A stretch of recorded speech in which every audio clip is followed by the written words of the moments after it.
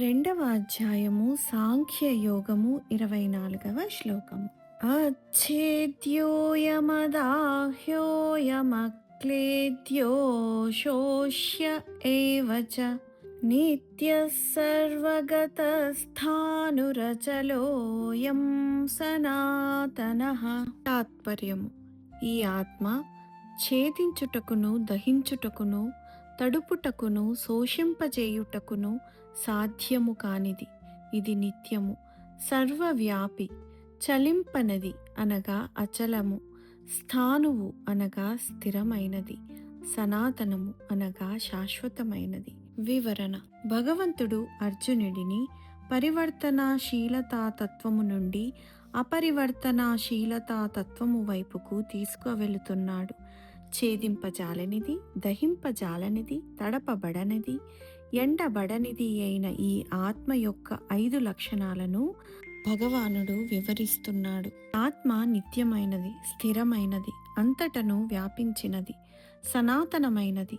ఆది శంకరాచార్యులు శివానందలహరిలో నమృత్యుర్న శంక న మే జాతి భేదః పితా నైవ మే నైవ మాతా న జన్మ న బంధుర్న మిత్రం గురుర్నైవ శిష్యః చిదానందరూపః శివోహం శివోహం చిదానందరూపః శివోహం శివోహం అంటూ ఆత్మతత్వాన్ని చక్కగా వివరించారు. మహానుభావులందరూ ఆత్మజ్ఞానం యొక్క పరిపూర్ణ తత్వమును చేసుకున్నవారే. ఒకసారి ఒక గురువుగారు శిష్యులకు ఆత్మజ్ఞానాన్ని చెప్పాలని అనుకున్నారు.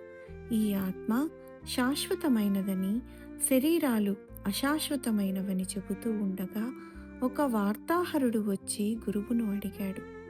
కనిపించనిది, ఎక్కడా నిరూపించలేని దాని గురించి నువ్వెందుకు చెబుతున్నావు అని అడిగాడు.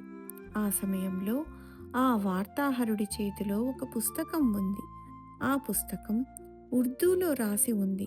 ఆ పుస్తకాన్ని గురువుగారు చూసి, ఇందులో పిల్లి, కుక్క మొదలగు జంతువులకు సిరా రాసి నడిపించినట్లు ఉంది. ఇదంతా ఏంటని అడిగాడు.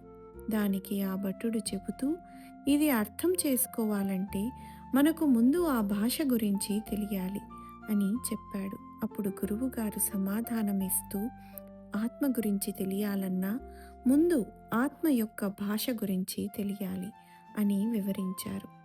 అందుకే పూర్వము మహానుభావులు కూడా ఆత్మజ్ఞానాన్ని విస్తారంగా వివరించేవారు. ఇప్పుడు భగవంతుడు కూడా అర్జునుడితో ఆత్మతత్వం యొక్క భాషను ముందు తెలియచేస్తున్నారు. అశాంతము నుండి అనంతము వరకు, సంకుచిత తత్వము నుండి వ్యాపకతా తత్వము వరకు, హద్దులు గల తత్వము నుండి అవధులు లేని విశ్వతత్వము వరకు, పరివర్తనా తత్వము నుండి అపరివర్తనా తత్వము వరకు తీసుకువెళుతూ అర్జునుడి యొక్క మనసులో ఈ తత్వాన్ని పూర్తిగా నాటడానికి భగవంతుడు ప్రయత్నిస్తున్నాడు.